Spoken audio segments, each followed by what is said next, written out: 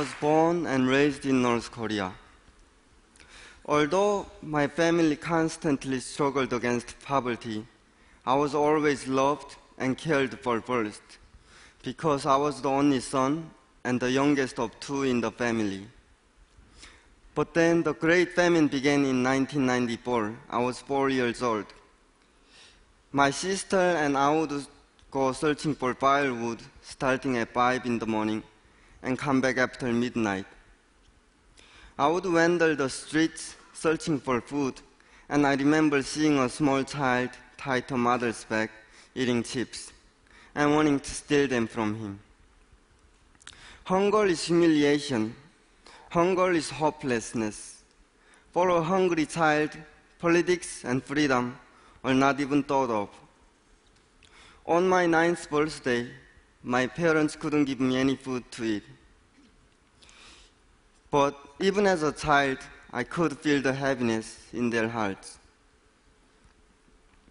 Over 1 million North Koreans died of starvation in that time. And in 2003, when I was 13 years old, my father became one of them. I saw my father wither away and die.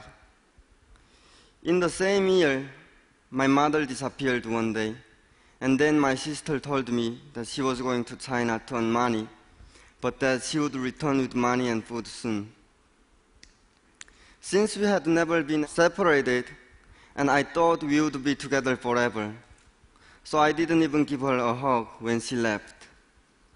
It was the biggest mistake I have ever made in my life.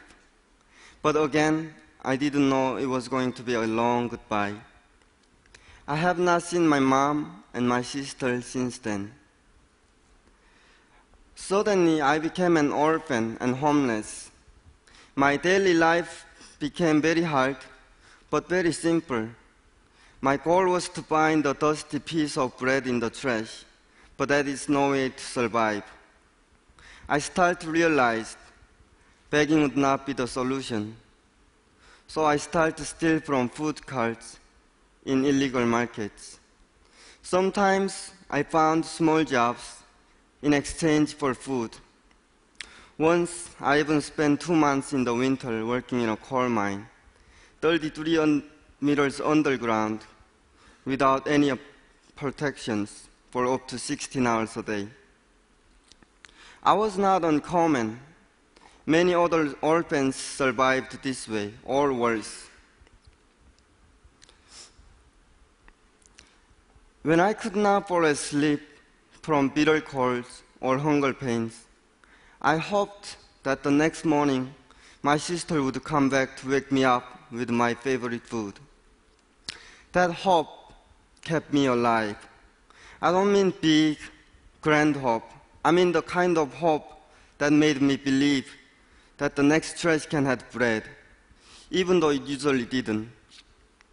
But if I didn't believe it, I wouldn't even try, and then I would die. Hope kept me alive.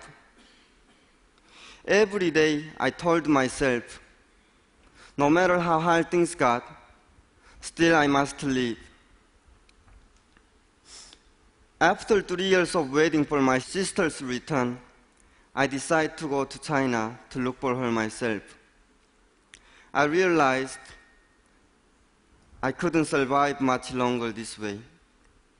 I knew the journey would be risky, but I would be risking my life either ways.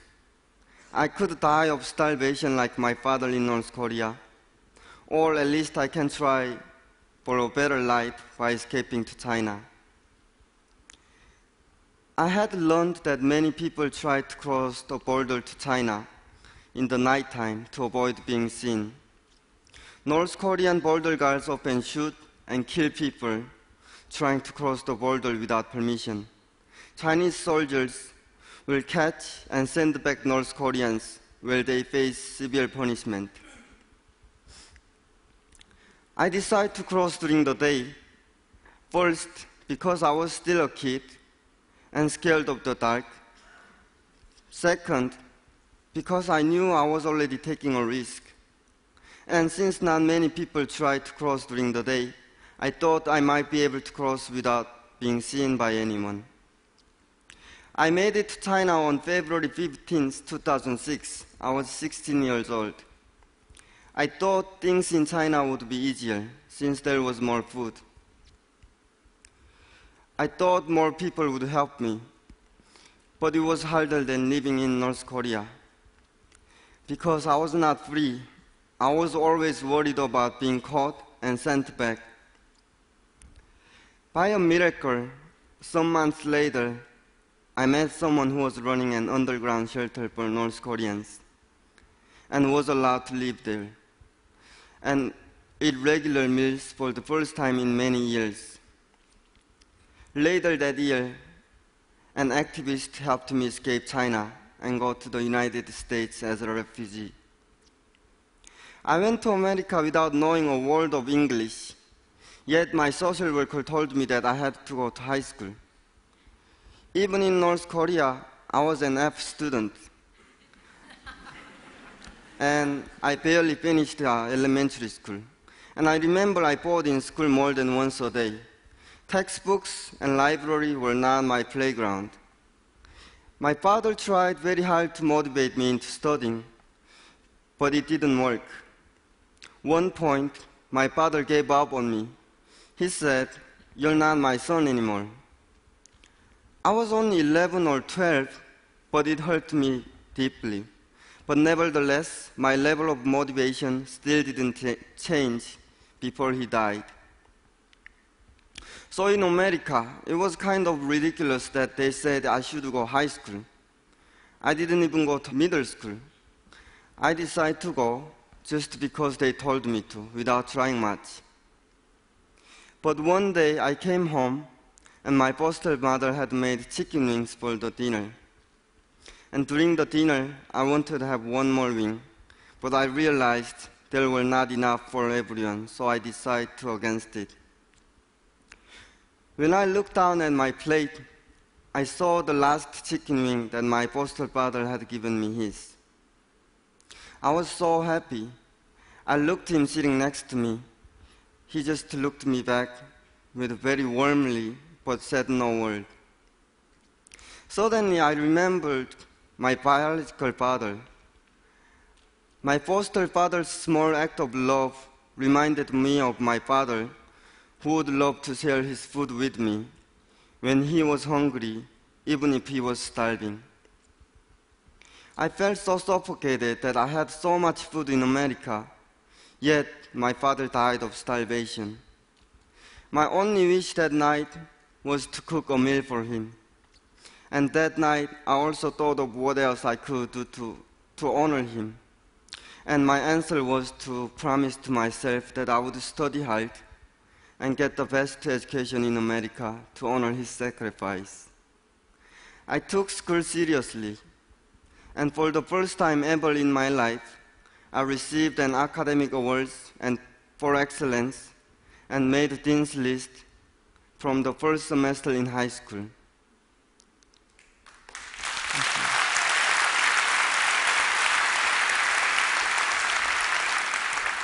That chicken wing changed my life.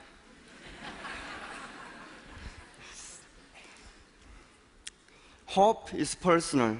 Hope is something that no one can give to you. You have to choose to believe in hope. You have to make it yourself. In North Korea, I made it myself. Hope brought me to America. But in America, I didn't know what to do because I had this overwhelming freedom. My foster father at that dinner gave me a direction, and he motivated me and gave me a purpose to live in America. I did not come here by myself. I had hope, but hope by itself is not enough. Many people helped me along the way to get here. North Koreans are fighting hard to survive. They have to force themselves to survive, have hope to survive, but they cannot make it without help. This is my message to you. Have a hope for yourself, but also help each other. Life can be hard for everyone, wherever you live. My foster father didn't intend to change my life. In the same way, you may also change someone's life with the even smallest act of love. A piece of bread can satisfy your hunger, and having the hope will bring you bread to keep you alive. But I confidently believe that your act of love and caring can also save another Joseph's life and change thousands of other Josephs who are still having hope to survive. Thank you.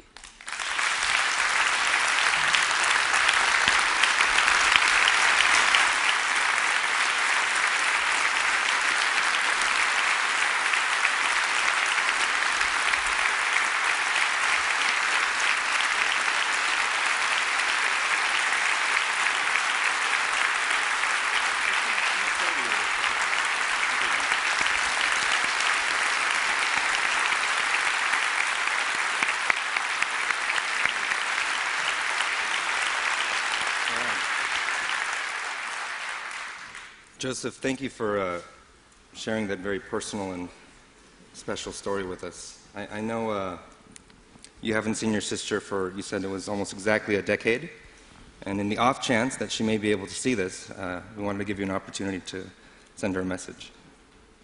In Korean? Or you can do English then Korean as well. Yeah.